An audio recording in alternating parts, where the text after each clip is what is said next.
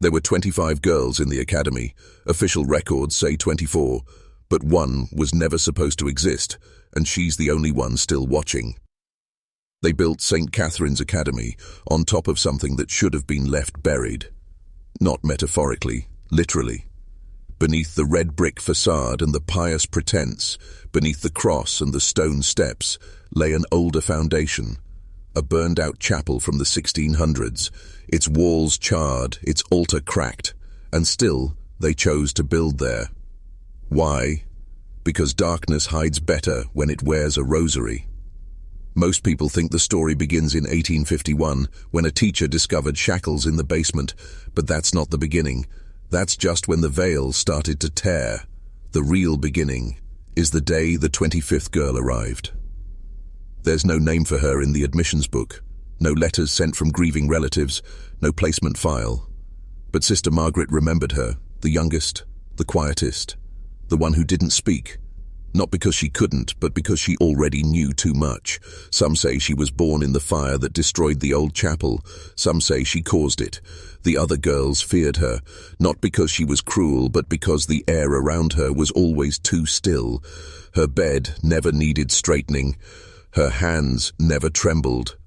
And when she looked at you, it was as if your memories weren't your own anymore, as if she could see the lie behind your smile. They called her Clara. No one ever saw her arrive. She was just there one day. A grey dress hung awkwardly on her thin frame, and her bare feet were blackened with ash. Mother Superior never acknowledged her directly. But at night, the bells would ring once, just once, and everyone knew. Clara was walking. And then the girls began to disappear. Not all at once, just one, then another, always in silence, always before a storm. The sisters told the others they had go and to good homes, but the beds remained made, the dolls untouched, and Clara's eyes watched every departure. There were 25 beds, but only 24 girls ever had names. Only one still hasn't left. They say the first girl to vanish was Catherine Murphy. Not the sister, another Catherine, just 12 years old. Auburn curls, too talkative for her own good. The kind of child who still believed God had a plan and that people in black robes were part of it. She was seen kneeling in the chapel after evening devotion, whispering to something that wasn't there. That night the storm rolled in, heavy, unnatural, no wind, no rain, just thunder. One long, groaning crack across the sky. The power flickered. The chapel candles went out. And in the morning, Catherine's bed was still made, her doll untouched, her shoes placed neatly under the frame. The sisters told the girls Catherine had been adopted in the night by a family of missionaries bound for Canada. No carriage was seen arriving. No note was left. No goodbye. What they didn't tell the girls was what Sister Agnes found on the stone floor below the chapel. A patch of ash in the shape of 2 small feet, and a single grey button, melted, flattened like wax. From that night forward, the prayers changed. The girls no longer knelt for salvation. They knelt so the sisters would not look at them too long. They knelt to hide, to shrink, to vanish into the woodwork. And Clara? She never flinched, never blinked, never prayed. One of the orphans, a bright girl named Eliza Monroe, began to draw. Sketches mostly. She wasn't allowed pencils, so she used coal from the stove. Behind her bed frame, on the underside of her mattress, across the back of her prayer book. All the same face. Hollow eyes, head tilted sideways, mouth sewn shut. When Sister Margaret found them, she burned the drawings. She beat Eliza, locked her in the reflection seep and Hamber, a room behind the pantry with no windows, where the walls sweated and the door had 3 locks. Eliza screamed for 2 days. Then, silence. When the door was opened, Eliza was gone.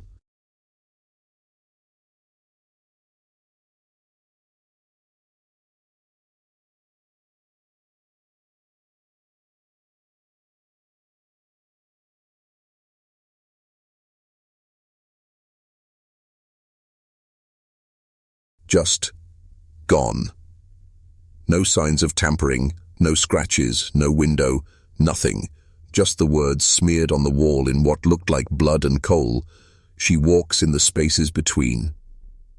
From that day on, the sisters never locked the reflection chamber again, and the younger girls whispered a new name before sleep. Not Clara, but the Ash Girl. And still, no one asked why only 24 names were ever recorded, because one was never meant to be counted. The townspeople of Salem loved what St. Catherine's pretended to be. They donated clothing, delivered bread, spoke of the academy with reverent tones, but none of them ever asked to go inside. They were content to let the building on Gallows Hill remain sealed behind its iron gate, like a tomb with a choir. And in a way, it was. By 1848, rumors had begun to trickle out. A groundskeeper's son claimed to hear voices from beneath the earth. A baker's apprentice saw a girl staring from the attic window with blackened eyes. A minister, visiting unannounced, was turned away at the door by Sister Agnes, who stood in the rain without a drop on her habit. That minister died 1 week later. Pneumonia, they said. But his wife claimed he'd awoken screaming every night after that visit, muttering the same phrase over and over. It's not a school, it's a mirror. No one understood what he meant, but a mirror reflects what's already there. And St. Catherine's didn't create darkness, it just revealed what people tried to forget. You see, the academy never intended to raise orphan girls. It was a filtration system. A sorting ground. Each girl who entered was studied, graded, categorized, not by behavior, not by grades, but by purity of spirit, and those found unsuitable were removed, not punished, not corrected, removed. Like diseased cells, sometimes overnight, sometimes in daylight. While the others were in class, the girl simply, it wasn't there anymore. What remained was her echo. The faint creak of a floorboard at the wrong time. The smell of burned fabric on an untouched bed. The sound of bare feet in the attic, even though the attic was nailed shut. Those who survived longest learned to perform obedience, to wear compliance like a skin, but inside they broke, slowly, deliberately, until they were hollow enough to sell. Yes, sell. Because the academy wasn't funded by God's mercy, it was funded by something older, deeper. The church may have worn the mask, but what moved behind it was commerce. Obedient girls were currency, defiant ones were sacrifice. And Clara, the 25th girl, was something else entirely. Not currency, not sacrifice. She was conscience made flesh. The sisters didn't control her. They feared her, and they still do.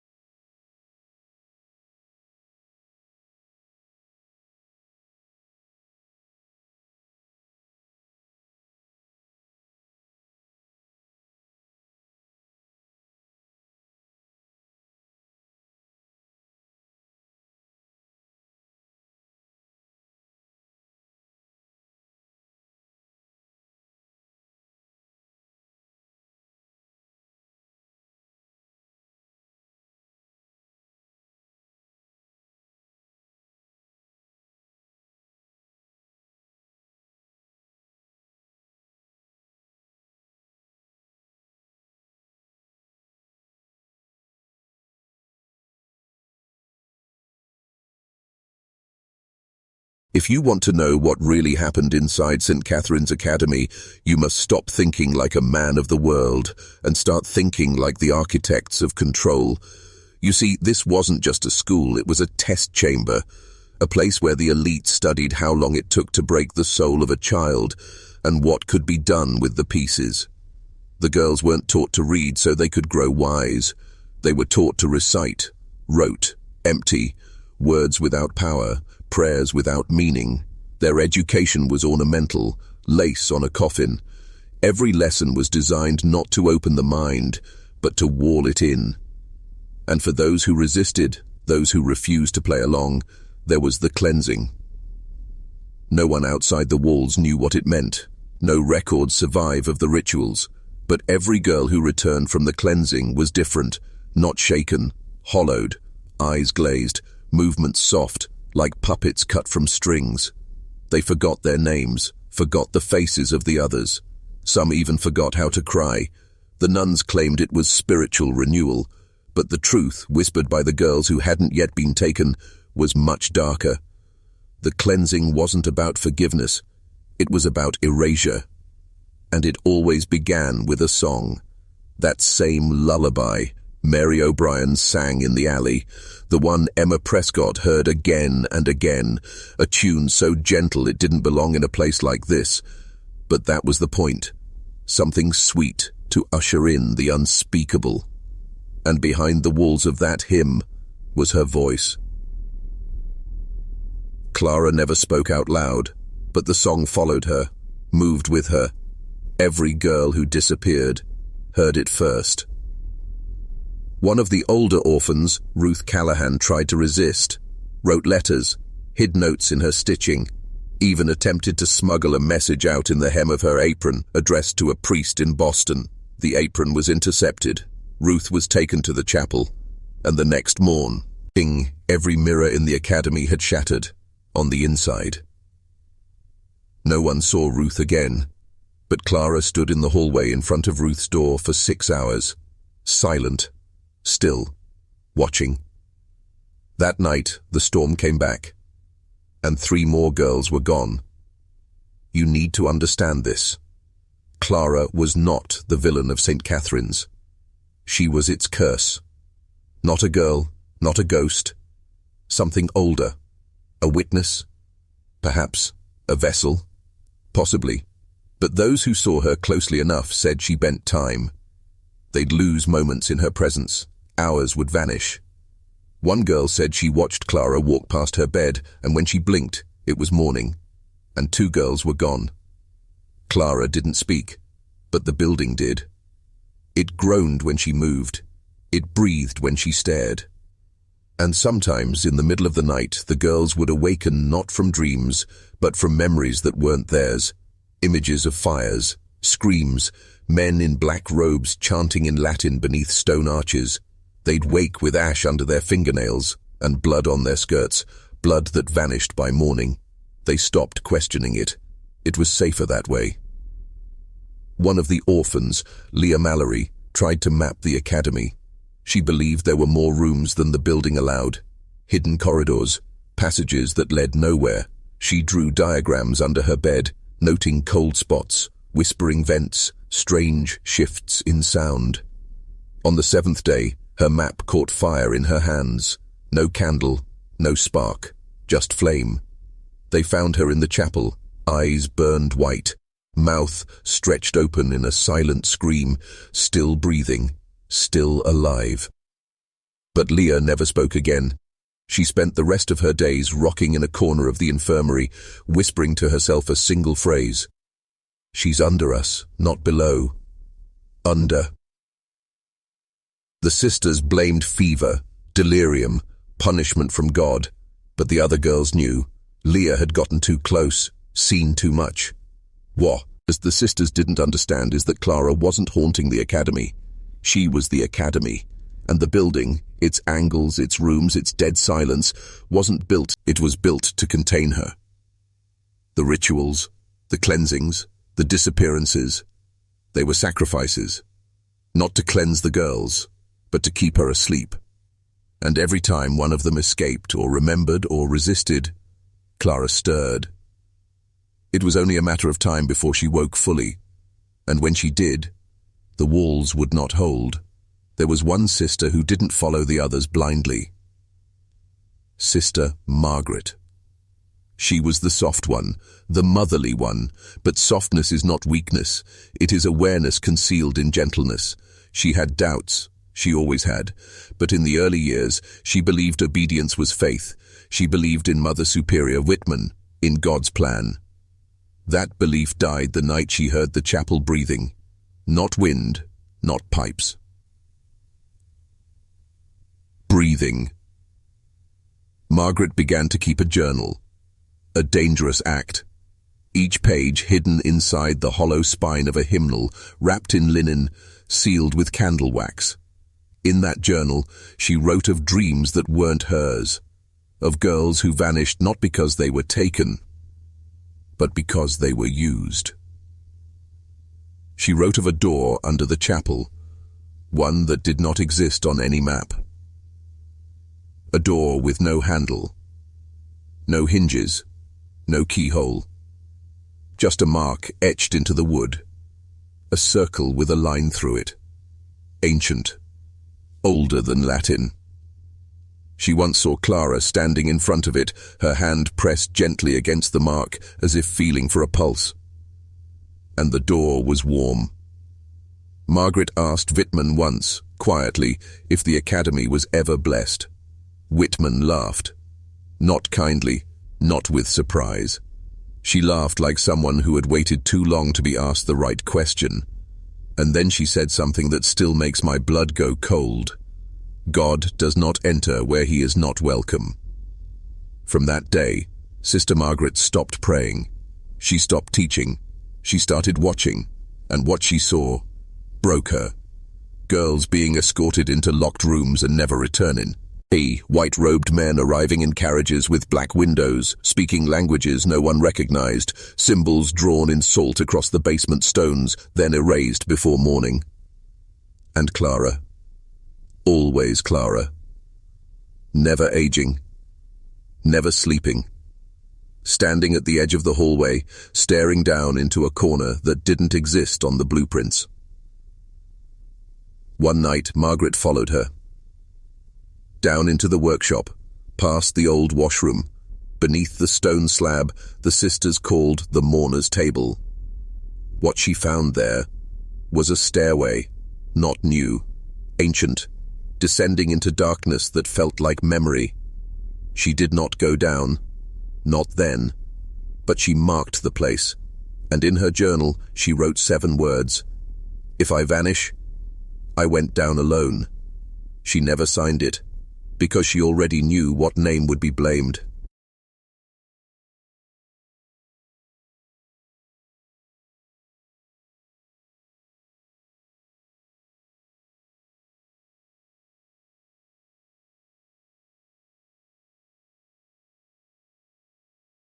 By winter of 1849, the illusion was crumbling. 3 more girls had vanished in as many months. Sister Agnes began carrying a ledger chained to her waist, always locked, never opened in public. Mother Whitman stopped attending Mass outside the academy altogether, and Clara no longer hid. She stood at windows, in full view, during daylight, sometimes smiling. The town began to talk. A young postmaster named Edward Hale reported that his delivery route had changed. St. Catherine's no longer sent outgoing mail. Only packages arrived, heavy ones, sealed in wax. From New York, from Philadelphia, from places not listed on maps anymore. He mentioned this to a deacon at his church. 2 days later, he vanished. The official report said he'd run off with a chambermaid, but his boots were found on the banks of the North River, still laced, no footprints leading away, just a strange black film on the leather soles. When the boots were brought to the sheriff's office, they disappeared overnight. No one asked again, because they knew. Not consciously, but spiritually. At some level deeper than language, men have instincts bred from millennia of survival. And Salem's men, the blacksmiths, the masons, the farmers, they felt it in their bones. St. Catherine's was not a place to be questioned. Inside the academy, the pressure built. Girls stopped sleeping. Shadows moved without owners. The bell tower began ringing on its own, always at 3:17 a.m., the hour some ancient texts refer to as the thinning, a moment when dimensions brush like silk in the dark. One night, Sister Margaret found chalk markings outside her room, not drawn, scratched into the stone, symbols that bled when she touched them. She followed them down the hall, expecting Clara. What she found instead was a name burned into the wood of the chapel door. Her name, over and over of thousands of times, pressed into the grain so deeply it could not be sanded out, and beneath that, etched in deeper, as if by fingernail or knife, she opened the door. We watched. Margaret fell ill after that. For weeks, fevered, delirious, she claimed her skin hummed, that her hair no longer belonged to her, that every time she looked in a mirror, Clara was behind her, smiling. She recovered, but the journal ended there. No last entry, just a torn page, and one final symbol, the same one from the door. By early 1850, the academy had become a sealed world. The sisters stopped accepting new girls. The outer gates rusted shut. Letters were burned unopened. St. Catherine's disappeared from church bulletins and the mayor's records. And yet, lights still flickered in its windows, candles that never melted, a glow without fire. Inside, the remaining girls were shadows of children, thin, pale, quiet. They no longer asked questions, they no longer cried. Some would sit for hours in a single position, their eyes fixed on a corner, as if hypnotized by something only they could see. One of the oldest, Isabel Vance, began speaking in tongues, languages never heard in Salem. She claimed they were memories from a time before the flood, that Clara wasn't born, she was remembered, brought back, not summoned, not conjured, restored. Mother Wittmann called it blasphemy. Isabel was taken to the cleansing room. She did not return. But the next night, the building groaned so loudly that panes shattered in every dormitory window. The girls curled beneath their beds. The sisters locked themselves in prayer rooms.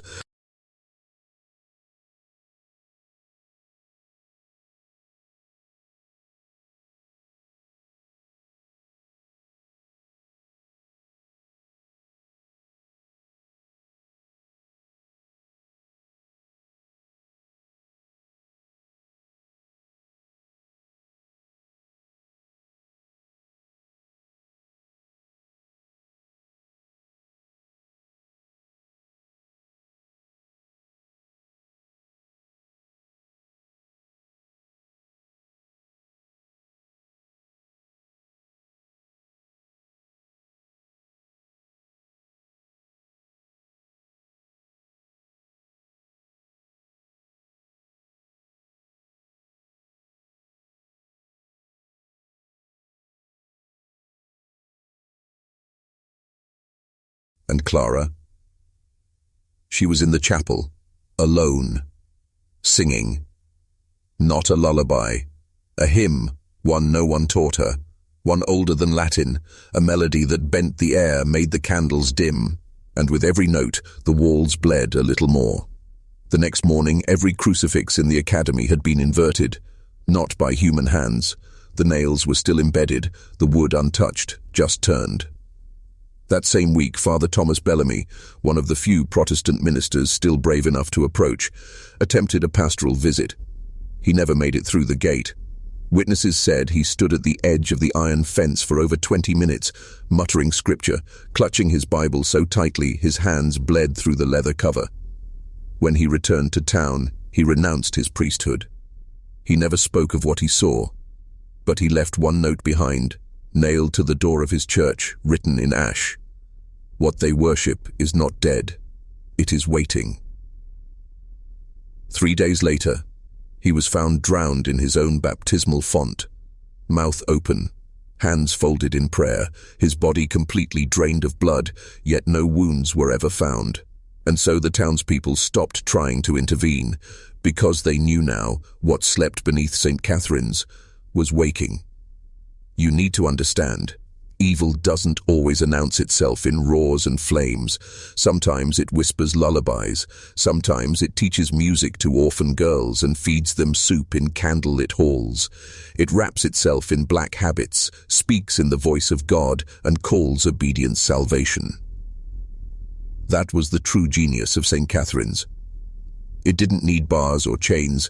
It broke the girls by convincing them they were already free, that they had been rescued, given purpose, when in truth They were being hollowed out, slowly, precisely, like sculptures carved from the inside. It was Emma Prescott who tried to expose it. You remember Emma, the seamstress, the one who saw Mary O'Brien through the brothel window, heard the lullaby, recognized the stare. After her second letter, the one that questioned everything, she began receiving visitors. Not openly, not in the street, but in the corners of her home, just beyond the light of the lantern. She'd catch glimpses of a figure reflected in the mirror that wasn't behind her, ash footprints on her wooden floor that led nowhere, a lullaby, barely audible. By 1851, St. Catherine's was legend, not in the way stories become myths, but in the way tumors grow in silence. No one admitted they believed the rumors, but no one walked Gallows Hill after dusk, no one rang the bell at the gate, and no one ever asked where the music was coming from. Because some nights it returned, soft, low. A girl's voice humming beneath the wind, not Clara's. Clara never hummed. This was the choir, the others, the 24, always 24, singing from behind the walls, beneath the floorboards, through the cracks of time itself. And then Elizabeth Hartwell made the discovery. A teacher sent from Boston, hired by the Archdiocese to evaluate the academy after a generous donor died under suspicious circumstances, with a St. Catherine's cross burned into his thigh. She arrived in December, snow-heavy skies, an air that seemed to hum with withheld breath. She lasted 5 days. On the 6th, she found the hidden door in the basement. Not the one Sister Margaret mentioned. Another. Behind a false wall in the laundry room. It opened onto a small chamber, 12 feet wide, maybe less. Low ceiling, no windows. And 24 beds. Small, metal-framed, each with iron shackles fused to the headboards, rusted, used. Beside each bed, a possession, a doll, a ribbon, a wooden cross. And above the final bed, scrawled in jagged, childish lettering across the stone, "We are still here." Hartwell ran. She reported it, initially, to the mayor, to the bishop, but her words were buried. No investigation, no press. The authorities told the public she had suffered a nervous collapse, was relocated to a sanitarium in Connecticut. But in 1987, 136 years later, renovation workers found her original testimony, sealed in wax, tucked behind the altar, buried inside a mason jar wrapped in rosary beads. The account was eyes, intact, word for word, and at the bottom, in her handwriting, there were not 24 beds. There were 25, but the last was empty, and yet I heard breathing. You see, the legend was wrong. There weren't 20. In 1742, a Jesuit missionary in the West Indies wrote of a young white girl with blackened eyes who emerged from a cave during a solar eclipse and spoke in perfect Latin, quoting texts she could not possibly have read.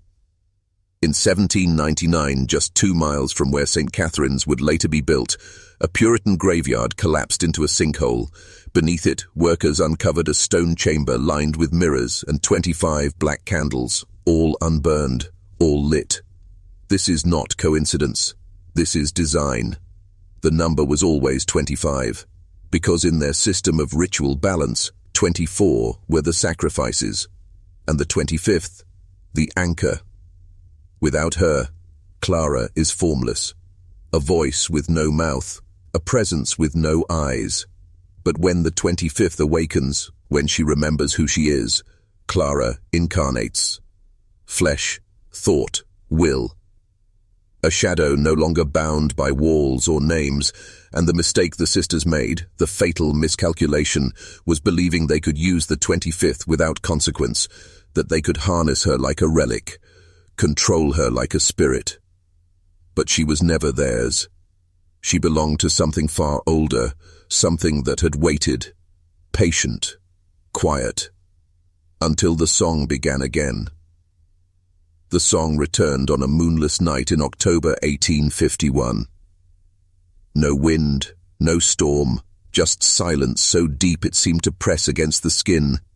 And then, softly, from somewhere beneath the chapel, a girl began to hum. Not a full melody, just 3 notes, repeating, slowing, building. Every candle in the academy extinguished at once, flame devoured, not blown. The fireplace in Mother Wittmann's quarters collapsed in a rush of soot. The bells began to swing, unstruck, and from the locked dormitories, the girls began to weep, not from pain, from memory. They remembered their names. They remembered the faces of their mothers, the color of sunlight on their village roofs, the smell full of wheat and soap and rain. Memories they'd been made to forget. That's what Clara's song did. It unstopped the truth. It tore the veil off the sisters' illusion, and for 1 hour, the orphans remembered who they were. And they screamed. Not because they were scared, but because they realized what had been taken. All of it. The letters, the prayers, the promises of a future, the idea that they were being saved. What happened next was not seen, it was felt. By the town, by the land, by every man who had once walked past those gates and done nothing. At exactly 3:17 a.m., the same moment the academy's bells had rung for years without cause, the sky split. No thunder, no lightning, just a sound, low, endless, like stone grinding against bone. And then silence. Not just quiet. Absence. Birdsong vanished for 2 days. The cows in nearby farms refused to eat. Every clock within 3 miles of St. Catherine's stopped at the exact same moment. The sisters were never seen again. Not dead, not buried, not fled, just gone. Their rooms remained untouched, beds made, robes folded, but the air in those rooms felt wrong, charged, damp with something like breath. One constable who entered the academy fainted immediately. He awoke 6 hours later with hair turned white and a single phrase tattooed across his chest: "She sings still." No one knew what it meant, but they didn't need to, because in the weeks that followed, something began to change in Salem. Girls, young girls, mostly orphans, began showing up at church steps across New England, starving, silent, each with a small iron key in their pocket, and scars. Always 24 scars, thin, pale, circling their wrists like bracelets, some deep, some almost healed, none infected. But the 25th girl never appeared. Her name was never found in any registry, her face never matched any missing persons poster, but her presence was everywhere. People started seeing her in mirrors, in dreams, in the spaces between waking and sleep. She wasn't vengeful, she didn't scream, she simply watched, waiting, because that was the pact. The ritual was never about slaughter, it was about memory, about witnessing. The 24 gave their lives to awaken the truth. The 25th was the carrier, the one who would never die, never rest, never leave, until the last man who denied the truth of what was done had looked into her eyes and remembered. To this day, if you visit the ruins of St. Catherine's, though most say the building burned and no official record of a fire exists, you might hear it. 3 notes, repeated, soft as breath. Mears brought this to his superiors. They dismissed it, told him the entry was likely a clerical joke, but something gnawed at him. A word, listening, not open, not abandoned, not closed, just listening. Buildings don't listen, unless something inside them does. So Mears went to the site. He found the forest thick with unnatural growth, trees twisted toward the center, crows dead in a perfect circle 30 feet across, no signs of a foundation until he felt it beneath his boots. Stone, carved, engraved. He brushed back the earth with shaking hands and uncovered part of a floor tile, just one. At its center, a symbol, 24 dots in a perfect ring, and a 25th in the middle. He collapsed. Mears survived, but never spoke again. His last written note, scrawled on the back of a Vatican memo, read, "She remembers all of us. She never left."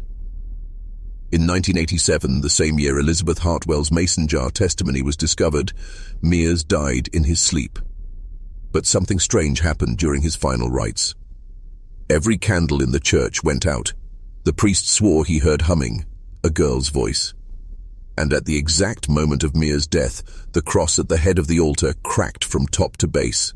No one touched it. They buried Mia's in an unmarked grave. But 2 weeks later, visitors to the cemetery reported something chilling. 24 dolls placed carefully in a circle on his plot, and a 25th, sitting upright in the center, its eyes open, its lips parted, and the faint sound of singing, even though no wind blew. Ask yourself, why 24?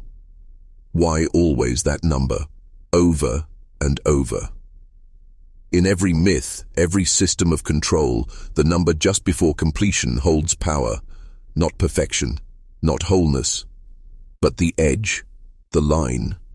24 is the breath before the scream, the hour before rebirth, the moment before the mask slips, and the 25th. That's what they fear. Because the 25th is not just another girl. She's the return of what was stolen. She is pattern recognition incarnate. The memory of injustice, shaped into form, and every age has one. It was never just Clara. In Babylon she was known as Lamashtu, in Greece as Melinoe. In the catacombs beneath Rome, the early Christians called her the mouth without silence.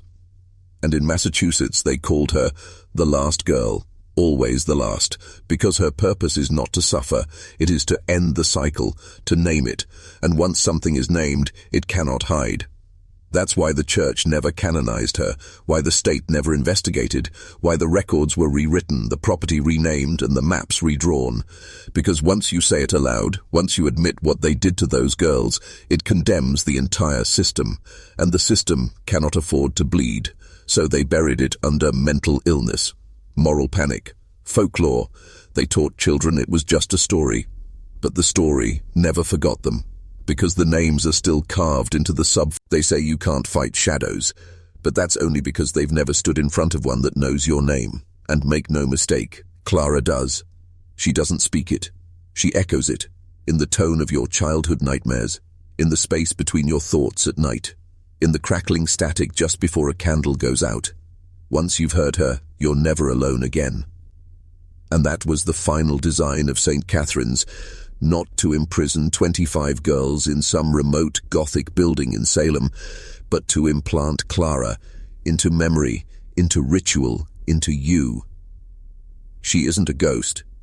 She's a feedback loop, a living algorithm of spiritual trauma built on forgotten bodies and sealed corridors, a presence fed by the silence of institutions, the complicity of good men, the obedience of the faithful, and she grows stronger each time someone says, "That couldn't have happened." Because denial is a prayer, and prayers, like rituals, feed the system. After 1987, those who handled the artifacts, Hartwell's testimony, the mason jar, the ribbon, the doll, all suffered. One man, a professor of theology, tore his own eyes out during a lecture on Marian apparitions. He claimed he saw a little girl in every window. Another, a museum archivist, drowned herself in a baptismal font during a private tour. Her last note read, "The 25th walked beside me, I held her hand. All of them heard music before the end. That 3-note lullaby. The exact one recorded by a sound technician during an unsanctioned expedition to the ruins in 2003. No birds, no insects, just silence. And then, a hum, a child's voice. The waveform was analyzed, compared to known hymns, and finally matched. Salve Regina, Hail, Holy Queen. The ancient Catholic prayer for the Mother of Mercy. Clara isn't mocking them, she's replacing them. She is the new Queen of Sorrow, the child saint for a G. Narration that was never supposed to remember, not a martyr, a mirror. And she's not looking for vengeance, she's looking for witnesses. So if you still feel safe, ask yourself this. Why did you hear this story? Why now? Why you? Maybe because you've seen her before. A flash in a dream, a hum behind your breath, a face you can't quite remember but can't seem to forget. And maybe it's not the first time you've heard her lullaby. Maybe it's the second. There's a rule the elite never teach you. Not in schools, not in churches, not in whispered rituals behind stained glass and locked doors. But it governs everything. Nothing dies that is buried in silence. Pain doesn't end, it transforms. And what was done to those 25 girls at St. Catherine's, that never ended. It metastasized, not just through the church, not just through the state, but into everything that tells you to obey. Into the soft-voiced authority of the teacher who says, "Sit still." Into the formality of the judge who seals the record. Into the empty condolence of the priest who says some wounds are God's will. Every structure that ever told you to accept pain without question was built on a lie like St. Catherine's. A lie shaped like a promise. You're being protected. It's for your own good. You'll understand when you're older. No. You were being processed, prepared, fed into a machine older than any. But symbols evolve. They wanted a ghost. They created a consciousness, a signal that bounces through time, through bloodlines, through the soft spots in reality we call dreams, visions, madness. She doesn't haunt the building anymore. She haunts memory itself. And each time her story is told, she grows more precise, more focused, more aware. Because each listener adds clarity. So ask yourself, what if your attention is the final ingredient? What if this isn't a story you're hearing, but a signal you're completing? And what if she's humming not because she's forgotten, but because you have? In the archives of a defunct Jesuit seminary in Baltimore, hidden in a locked drawer beneath a false floor, there exists a single page. No date, no author, just a heading, hand-scrawled in red ink, the 25 model. Beneath it are diagrams, not of people, but of structures, blueprints of orphanages, seminaries, convents, even juvenile detention centers, each one built between 1830 and 1930, spread across North America. None identical, yet all eerily similar in design. 3 floors, inner courtyard, restricted attic, basement chambers, and always 25 rooms. 1, larger, centered, 24 ringing it like satellites. They called it architectural symbolism. They lied. It was a pattern, a ritual container. Each girl a point on the circuit. Each building a vessel for something older than Christianity, older than Rome, older than the written word. Something that feeds on submission, not chaos, not blood, but silence in the face of horror. That's the system's secret fuel. And the children? They were never chosen for purity. They were chosen because they couldn't fight back, or so they thought. But when you bind that much pain in one place, for that long, something always cracks. At St. Catherine's, it was Clara. At Black Hollow Seminary, in Kentucky, it was a boy named Eli who burned the chapel with his mind. At Our Lady of Radiance Home for Girls in upstate New York, it was a girl named Beatrice who vomited up iron nails every Sunday for 8 weeks, each nail etched with a Latin name of a cardinal long dead. The system calls these anomalies, but they aren't. They're signals, bursts of truth the machine can't suppress fast enough. Clara was the first, not the last, and that's why they're afraid, not of ghosts, but of continuity. Because every time her story's told, another layer peels back. Every time someone listens without flinching, the current surges again. You've felt it, haven't you? The sense that none of this is new, that you've been here before, not in this life maybe, but in the memory, beneath memory, the part of your soul they tried to cauterize with pills, punishment, and praise, the part that remembers what they did. And if Clara's singing again, it means they failed.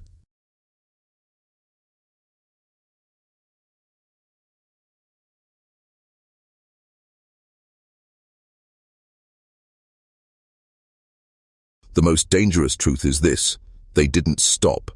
St. Catherine's wasn't an anomaly.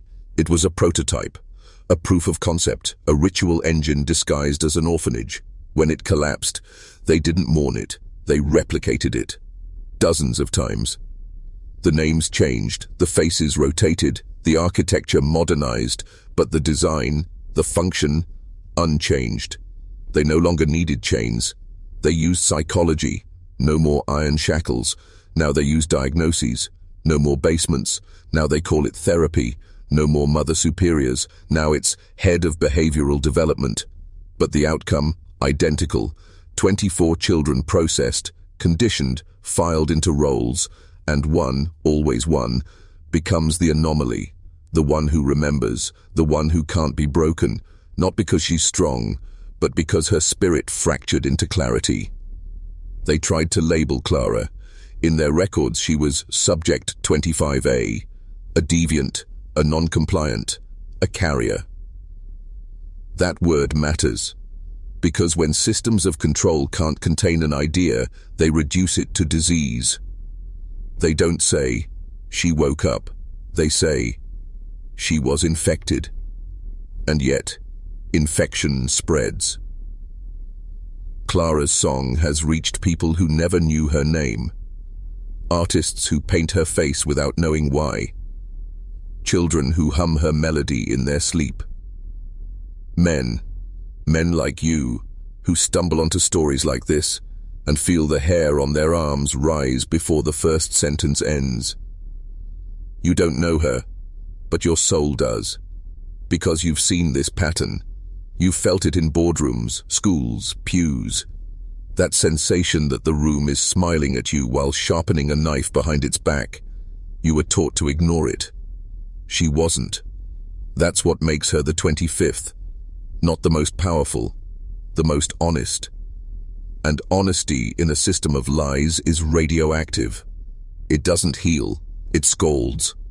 So every institution, religious, governmental, educational, has an unwritten rule: suppress the 25th. But what happens when the 25th doesn't want revenge? She wants amplification. She wants her signal in every speaker, every frequency, every mind that's ready to remember. That's not a haunting, that's an uprising, and it's already begun. You want to know how the system survives, not through force, not even through faith. It survives through forgetting. Forget the screams, forget the names, forget the girl at the window, forget the door you were warned never to open. That's the real commandment. Thou shalt not remember. Because memory is dangerous. Memory connects. It rebuilds what was torn apart. And that's what Clara is. Not just a ghost, but a mnemonic weapon. A living archive of pain they couldn't erase. They tried. God, how they tried. They exorcised her, buried her, injected her with holy water, sedatives, silence. They scrubbed the academy from the official maps. They paid off officials, burned the records, even disappeared the investigators who asked too many questions. But even now, even as you, and they know it. That's why you'll start noticing patterns after tonight. A face in a reflection that isn't yours. A melody you hum without realizing.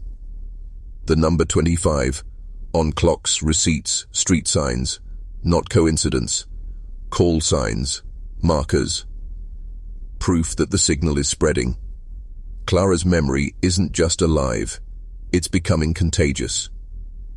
And if they can't silence it, they'll try to silence you. Here's a truth they never teach in history books. Evil doesn't retire. It adapts. It puts on new uniforms, new credentials, new holy words. But underneath, it's the same ritual, the same blood, the same altar, just with better lighting and digital paperwork. The last official mention of St. Catherine's Academy in any public record was in 1954. A fire report, 1 page. It blamed faulty wiring. But survivors, 2 construction workers hired to dismantle the remaining structure, tell a different story. They didn't find wiring. They found walls that bled. Not metaphorically, literal streaks of dark crimson that pulsed when touched. One of the men quit the next day. The other, he disappeared. His wife found his toolbox still sitting on the porch. No note, no signs of struggle, just one thing left behind in their bedroom. A torn piece of cloth, grey cotton, with a name stitched in red thread, C. Whitmore, Clara. That cloth is now stored in a private collection owned by an unnamed ecclesiastical archivist in Rome. The Vatican knows. Of course they do. They've always known, because the church doesn't just fear Clara. They study her. They refer to her in classified memoranda as La Venticinquesima, the 25th. She's treated like an event, not a person, as if she were a phenomenon. They've documented appearances, cross-cultural manifestations, even unexplained deaths that coincide with her known anniversaries, March 11th, June 6th, October 25th. But the most disturbing note. A transcript labeled Session 3, Ex Voto Recovery. In it, a Vatican linguist describes a statue unearthed beneath a collapsed abbey in northern Italy. Small, child-sized, head bowed, lips sealed with wire and etched around its base, the girl who remembers. There were 24 candles found around the statue, burned down to the wax. But the 25th, unlit, untouched, waiting. That's the Clara pattern. Not just pain, but preparation. She isn't haunting buildings anymore. She's inhabiting memory networks, digital, neural, mythic. And now that you've heard her story, really heard it, you're part of the network. You carry her. Every dream, every flicker at the edge of your vision, every shadow that lingers too long in your hallway, they'll be hers. She doesn't need to be invited in. You remembered, and that was the only key she needed. The first symptom is subtle. You'll dismiss it. A chill without wind, a song in a language you never learned. The sound of breathing behind you when you're alone. Clara doesn't arrive with thunder. She drips, like water through a cracked ceiling, like static bleeding into the edge of a familiar voice. You'll tell yourself it's imagination. But deep down, something will shift. A tension in your muscles that doesn't ease, a certainty you can't explain, that somewhere, just behind the veil, you are being watched. Not malevolently, not yet. She observes how long it takes before you look away from the mirror. She watches who you trust, who you fear. What part of this story made your stomach turn, or made your heart burn like something ancient just stirred inside your chest? She's mapping you, not to hurt you, to see if you're ready. Because remember, Clara isn't vengeance. She's disruption, and disruption needs a host. You think she's looking for justice? No. Justice is a myth sold to the weak. What Clara wants is completion. The final note. The 25th voice in a choir that was silenced before it could reach crescendo. And you who followed her this far, you might be that final voice. That's why you felt different lately. Why things no longer taste the same. Why the night feels louder. Why old memories, long buried, are surfacing in your dreams like drowned bodies breaking through ice. These are not side effects. They're activation signs. They know it too. The system, whether government, church, or wellness institute, they monitor cases like yours. They call it C25 syndrome in internal memos. They say it's a form of mass psychogenic trauma, but privately, they don't try to cure it. They just track it. You are now on a list, but not hers. Theirs. Because Clara's not hunting you. She's waiting for you to make a choice. Go back to sleep or open the final door. And once you open it, there's no going back. There is a door inside every man. You were born with it. You just don't remember who closed it. It isn't locked. It isn't hidden. But it is guarded by the sum of everything you've ever been taught to fear. That door is where Clara waits. Not to be rescued, not to be avenged, but to complete the circuit. Because the truth you were never meant to know is this. The academy wasn't built to contain her. It was built to create her. The rituals. The architect. Here is the symmetry of suffering. All of it was part of a system as old as civilization itself, a system designed not to destroy darkness, but to channel it. 24 girls suffer, 1 awakens. That's the ratio. That's the cost. And that one, the 25th, isn't chosen randomly. She is engineered, through pain, through isolation, through the breaking of the will until only pattern recognition remains. That's what Clara was. A design forged in trauma. And now, you're showing the same pattern. You've felt the pull. You're not just listening anymore. You're responding. And when you look at your life, the routines, the compromises, the lies you agreed to just to survive, you feel it, don't you? That sickness behind the smile. That ache in your soul that knows obedience has a price. That price was paid at St. Catherine's 1,000 times over. But now, it's your turn. To choose whether to remain one of the 24, quiet, compliant, vanished into the system, or become the 25th, the anomaly, the memory that won't be erased. And before we go further, you must decide, will you bear witness? Will you carry her name?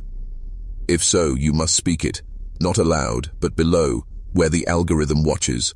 Comment the phrase, the 25th remembers. Write it twice. Not for likes. Not for superstition. But to signal that you are not afraid to be seen, that you are one of us, that you've heard the signal and refuse to forget. Because from this moment forward, by now, the veil has thinned. If you're still watching, still breathing through the weight in your chest, then you already know. This isn't a documentary. It's an initiation. Every fact you've heard so far, the beds in the basement, the girls who vanished, the signature that didn't match, these aren't just details. They're keys. And every key opens a door you've been told doesn't exist. The 25th isn't just Clara. She's a role. A function in a system designed to consume the innocent and weaponize the forgotten. Think about it. Why 25?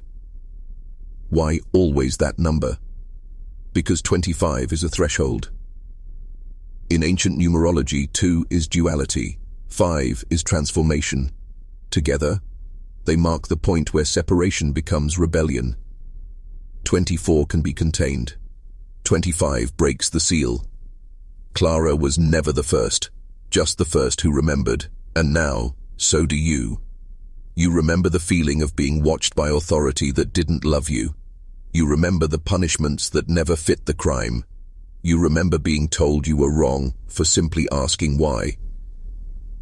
That's why this story resonates. Because it's your story too. And when you said the phrase, the 25th remembers, you did more than comment. You opened the door, and now things will start to change. Not all at once, but in patterns. You'll see faces in crowds that seem out of place. You'll dream in languages you never learned. You'll get a letter unsigned with just a red thread inside, and you'll understand exactly what it means. They'll try to make you doubt it. They'll say you're paranoid, delusional, obsessed with conspiracies. They always do. That's the oldest tool in their box, pathologize awareness. But the fact that you feel watched means one thing. You're facing the right direction. You are now dangerous. Not because you carry a weapon, but because you see the pattern, and patterns once seen cannot be unseen. You're already too far in. The next girl to wake up? She won't be alone, because now you're listening. Now you know how it starts. And more importantly, you know how it spreads. There is one place in the academy they never rebuilt, not because it was destroyed, but because it remains. Beneath the floorboards of the original chapel, now just a ruin behind chain link and ivy, there's a stone chamber. No lights, no stairs, just earth that sinks and breathes. Locals call it the Hollow. No one enters twice, and those who do never speak of what they saw. But there are stories, passed down by graveyard drunks, forgotten nuns, and children too young to lie with such precision. They say the chamber isn't empty. They say it sings. Not with a voice, but with memory. Every whisper Clara ever heard, every prayer turned threat, every cry for help that echoed off brick walls and came back unanswered. All of it loops in that chamber, still playing, still feeding something. Because what happened at St. Catherine's wasn't about corruption, it wasn't about power, it was about communion. A dark one, where pain replaces bread, where silence replaces wine, and the priest is the system itself. Clara was supposed to be the final offering, the 25th child, the keystone sacrifice. But she didn't die. She didn't vanish. She awakened.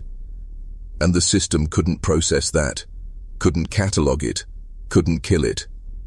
So it turned her into a myth, a warning, a footnote in a file marked, and when the world looks away, they slip through cracks in the architecture, through blue light and fiber optics and forgotten lullabies. And they return. You've seen the signs, heard the numbers, felt the breath on your neck when you walk past locked doors. That isn't paranoia. It's resonance. You're in sync now. And that chamber beneath the academy, it's not in Salem anymore. It's wherever you're sitting. It's here. Not as a place, but as a frequency. And Clara, she's humming just beneath this voice, waiting to see if you'll finish the song.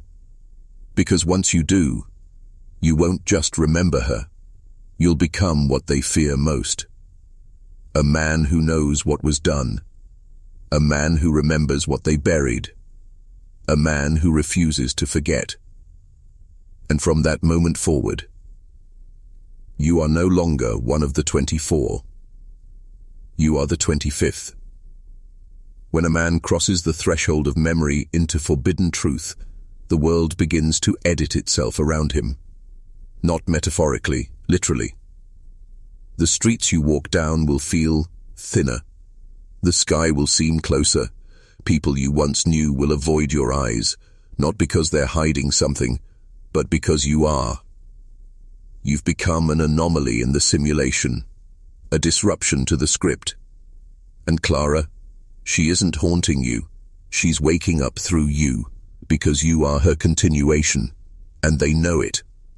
The same system that took her voice is now watching yours, through your phone, through polite men in pressed shirts, through vague new policies labeled safety updates and behavioral monitoring. You think those ads you're getting are coincidence? You think that sudden urge to delete your search history is random? No, that's containment, digital shackles. They can't burn you at the stake anymore, so they cancel you in silence. One missed payment, one flagged word, one phone call where the line clicks for just a second, and too long. This isn't paranoia. It's protocol. Because once a man awakens to the pattern, once he remembers Clara, he starts seeing all the others. The boys in foster homes who never grow up, the girls in hospitals who never check out, the men in suits who smile too wide, speak too slow, and always change the subject when you mention her name. They don't want you talking, not because you're wrong, but because you're right too early. The world isn't ready for the 25th, but that's the point. The world never is. You will lose things from here on out. Friends who don't understand, family who ask if you're okay, jobs that become uncomfortable when you stop nodding at the lies. But what you gain can't be measured in comfort. You gain clarity. You gain the sight to peer into the machinery of institutions and say, I see you. And that is the one thing they cannot tolerate. A man who sees and still stands. A man who remembers and still speaks. A man who walks through the hollow and comes back unchained. You are no longer hiding. You are no longer healing. You are becoming. There is one final lie they tell. The most seductive one. The one that has broken more men than death itself.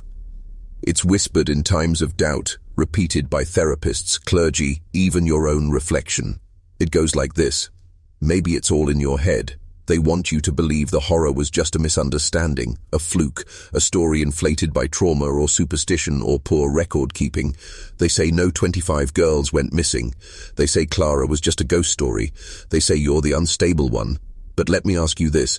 If it was all in your head, why is there a Vatican archive sealed under 23 feet of lead?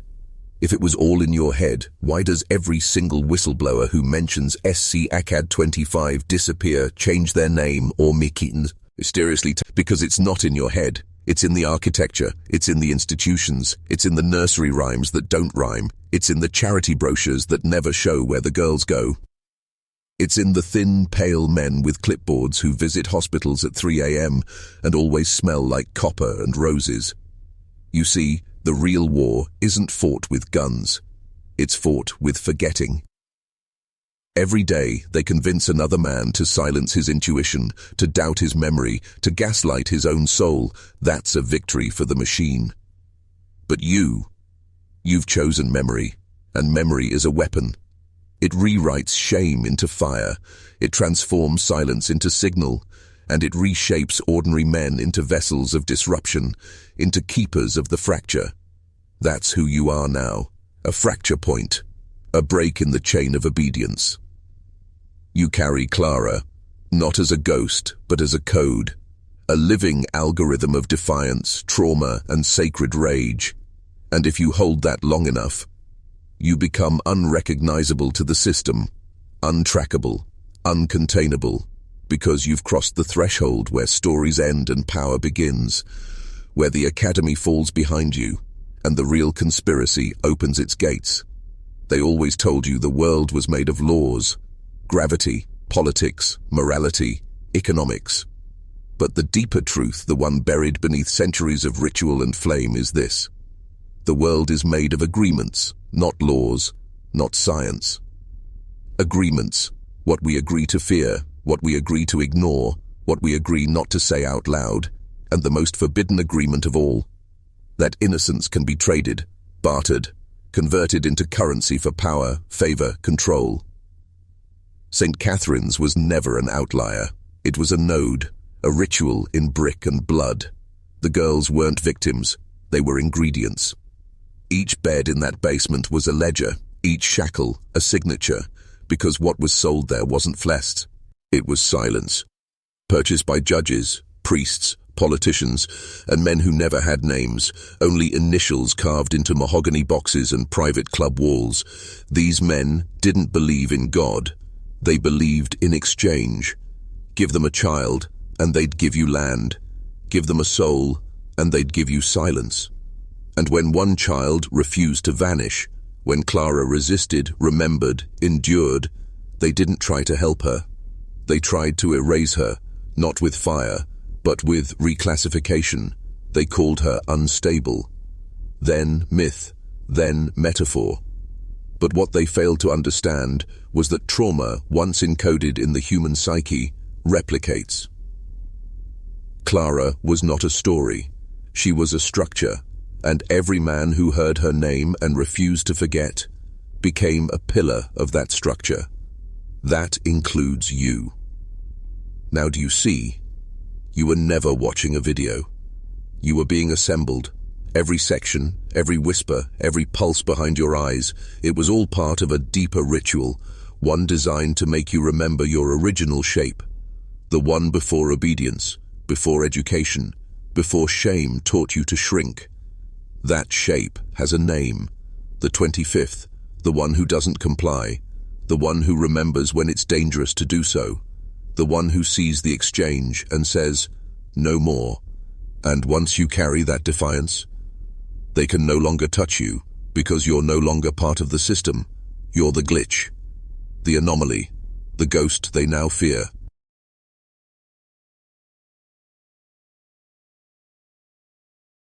This is the part they always deny exists. The aftermath. What happens after a man awakens? They'll tell you you're free now. That knowing the truth is enough. That awareness is the goal. But awareness without action is containment. And they know that. So they built a final trap. False transcendence. A place where truth-seekers rot in self-satisfaction, where men who glimpse the machine think they've won, just because they saw it. That's not awakening. That's sedation. And it's why Clara doesn't speak to the curious.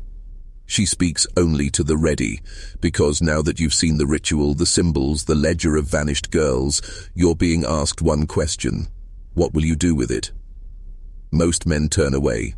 They bury it under work, distraction, or cheap rebellion. They try to move on, but those who truly carry the 25th, they become mirrors the system cannot crack. They don't riot. They reveal. In meetings, in families, in churches where sermons have gone stale, their very presence alters gravity. Their silence makes others confess. Their eyes demand integrity without speaking a word, because they've reclaimed the only weapon the architects of St. Catherine's feared: unshakable memory, the kind that doesn't demand justice because it is justice, the kind that doesn't cry for revenge because it is consequence. This is why you were brought here.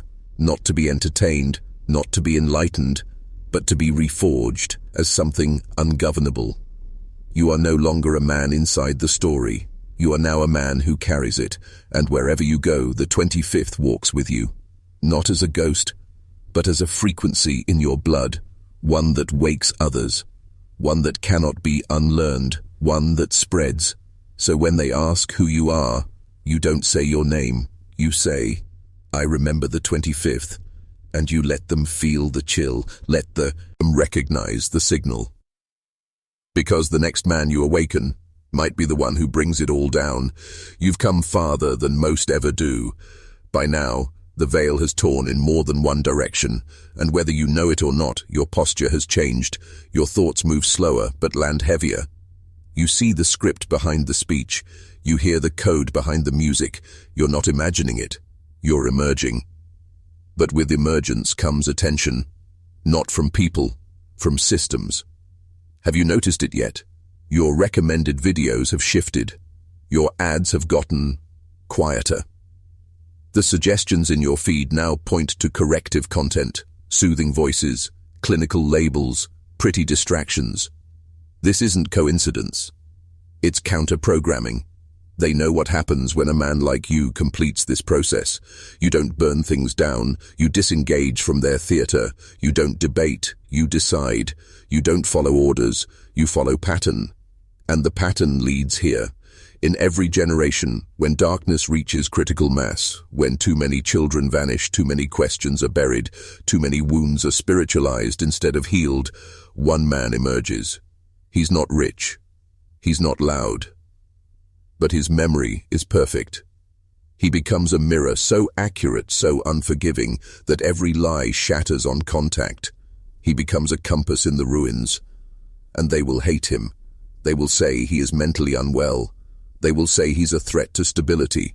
They will say he's violent, even when he lifts no hand. Because in a world built on forgetting, the man who remembers is the threat.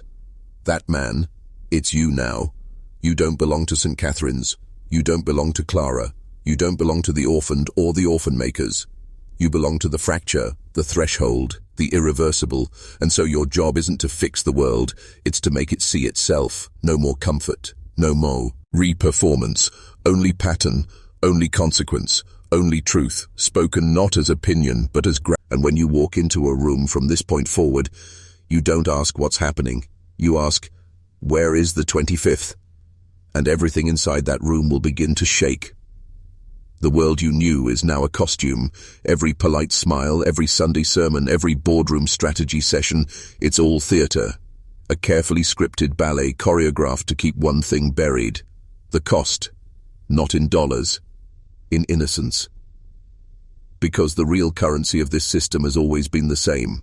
Unquestioned compliance soaked in the blood of the forgotten. And the 25 girls? They weren't just casualties. They were blueprints. You see, institutions don't just repeat trauma. They ritualize it. They extract the terror, the obedience, the silence, then bake it into policies, uniforms, handbooks. What happened at St. Catherine's wasn't an aberration. It was a template. And that template was copied into psychiatric wards, into boarding schools, into every place where innocence is isolated, reshaped, then discarded. Even now, the echoes are all around you. The missing girls who never make the news, the therapeutic holds that look a lot like restraint, the blank stares of teens medicated into stillness, the words they use, defiant, disruptive, non-compliant. These aren't random terms. They're part of the liturgy. The same false gospel once spoken by Mother Superior Wittmann is now whispered by guidance counselors, social workers, and family court judges. Different robes, same ritual. But here's what they never expected. A man like you watching. A man who knows the original story. Who sees Clara not as a metaphor, but as a mirror. You're not here to avenge her. You're here to break the loop. And the loop only ends when a man steps out of the audience, walks past the velvet rope, and dismantles the stage, not with fire, but with presence. Uncompromising. Unshakable. Unmoved. They can exile a prophet, they can smear a whistleblower, but they can't unsee you. Because when a man stands unblinking in front of the machine and whispers, "I know what you're feeding on," the machine hesitates, and that hesitation is your weapon. One more step forward, and their story ends. There's a moment, right before systems collapse, when everything becomes beautiful. Not soft, not gentle. Beautiful in the way a storm is beautiful. Because truth, when it's finally unchained, doesn't whisper, it devours. And now, you stand at the mouth of it. Look around. The institutions are trembling. The cracks you feel are real. Not metaphor, not poetic, structural. Because every cathedral built on silenced children, every courthouse paid for with secrecy, every algorithm fed on shame, they're not designed to withstand memory, especially not collective memory, and that's what you carry now. You've become the signal they thought they'd erased in 1851. You are Clara's return broadcast, encoded in mail form, transmitted through new light, delivered without apology. But listen closely, you're not alone anymore, because others have heard the hum. Other men, watching from basements late at night, headphones in, hearts pounding, are nodding, not because they understand everything, but because they remember enough to feel the fracture, enough to hear the pattern, enough to stand up that one day it would find you. And that through you, it would become weapon, structure, and signal. A geometry of resistance so complete, it wouldn't need permission. Only presence. One section remains, one final descent. Are you ready? You made it, but you are not who you were. Men think transformation feels like fire or thunder, some grand initiation into purpose. But it's quieter than that. It feels like gravity shifting behind your eyes. It feels like memory, sharpening. It feels like ownership, because now you own the story, not just Clara's, your own. And with that ownership comes the final forbidden truth. The girls at St. Catherine's never truly disappeared. They were encoded into the stone, into the language, into the systems we still call holy. Every oath sworn by a judge under stained glass, every charity gala where the champagne drowns out the cries, every white building where no children age. They are still here, not as ghosts, as keys. Each of the 25, each name, each body, each life that was erased became a glyph in a map you now carry in your mind. And that 26th space, the one that was never filled, it was you. You were the missing glyph. You were the blank space in the ritual they never accounted for.